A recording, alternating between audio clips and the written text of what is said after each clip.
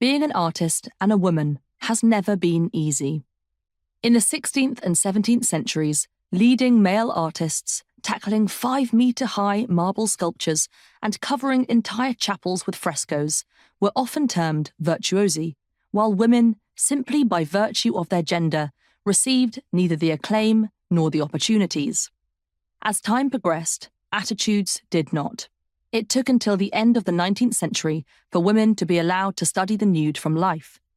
Linda Nochlin has described this deprivation as though a medical student were denied the opportunity to dissect or even examine the naked human body.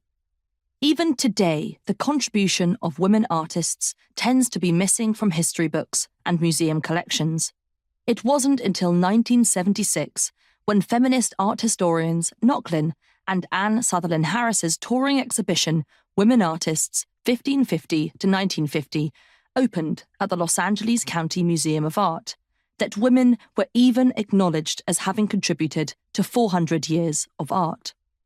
This show kick-started the scholarship, still scant, that we have on these pre-20th century artists.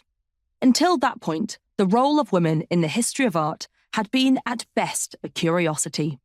During the Victorian age, women, with their smaller, less creative brains, were considered incapable of becoming professional artists and were often restricted to craft or design, genres not considered fine art by the establishment. This perception made it very difficult not only for women to be taken seriously as artists, but for their and their female predecessors' work to be sold. In order to get around this, 19th century art dealers were known to scratch out a female artist's signature and replace it with that of a male contemporary, which explains why so many works by women have only just come to light. No wonder some of them hid self-portraits among their still lifes.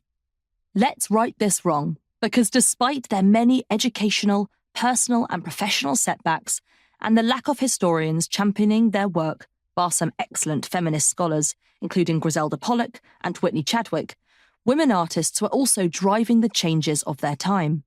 They broke boundaries, taught the next generations, and, often rejecting gender conventions and tackling radical subjects, paved the way for the artists of today.